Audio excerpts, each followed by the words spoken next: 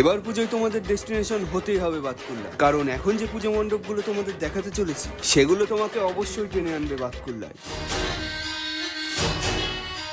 তো স্টেশন থেকে বেরিয়ে গেট পার হয়ে তোমরা সোজা চলে আসবে ভাতৃশ্রী ক্লাবে। তো ভাতৃশ্রী ক্লাবের এবারের থিম কিন্তু সম্পূর্ণ একটি এআই দ্বারা গঠিত পুজো মণ্ডপ, যেখানে সুবিশাল পুজো মণ্ডপের সাথে সাথে কিন্তু তোমরা আলোক জলসা অবশ্যই দেখতে পাবে। তো প্যান্ডেলটি প্রস্তুত করার জন্য কিন্তু এখনো জোর কদমে কাজ চলছে। প্রত্যেক বছরে কিন্তু ভাতৃশ্রী ক্লাব কিছু না কিছু ইউনিক করার চেষ্টা করে, আর এবারও কিন্তু তার কোনো রকম কমতি রাখেনি এই ক্লাব। সুবিশাল এই পুজো মণ্ডপের সাথে সাথে কিন্তু আলোক জলসাও তোমাদের অবশ্যই মন কাড়বে। তো ওখান থেকে বেরিয়ে কিন্তু তোমরা সোজা চলে আসবে ইয়ংস্টার ক্লাবে। তো ইয়ংস্টার ক্লাবের এবারের থিম কিন্তু দুবাইয়ের বুর্জ খলিফা, আর এখনো কিন্তু জোর কদমে এই পুজো মণ্ডপটি প্রস্তুত করার কাজ চলছে। নিচের এই শেডটা কিন্তু টোটালি মিরর দিয়ে প্রস্তুত করা হচ্ছে। তো এই ছোট্ট একটু এরিয়ার মধ্যে কিন্তু ইয়ংস্টার ক্লাব অলরেডি বানিয়ে ফেলেছে সুবিশাল একটি বুর্জ খলিফা। তো বাতকুল্লা যদি তোমার ডেস্টিনেশন হয় তাহলে কিন্তু তোমাকে অবশ্যই আসতে হবে এই পশ্চিম বাতকুল্লা ইয়ংস্টার ক্লাবে। তো ইয়ংস্টার ক্লাব থেকে বেরিয়ে একটু এগুলোই কিন্তু তোমরা পেয়ে যাবে সর্বশ্রী ক্লাব। 69তম বছরে কিন্তু পদার্পণ করলো এই ক্লাবের পুজো। আর সর্বশ্রী ক্লাবের এবারের যে থিম সেটি কিন্তু প্রত্যেক বছরের ন্যায়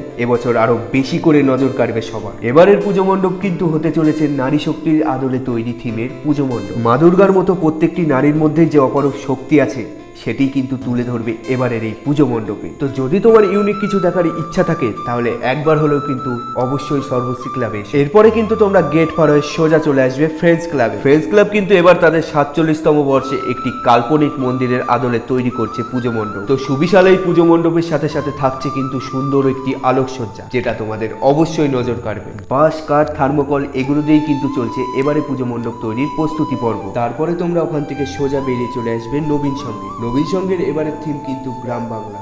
একটি গ্রামের সমস্ত দৃশ্যই কিন্তু তোমরা দেখতে পাবে এই পুজো মণ্ডপে।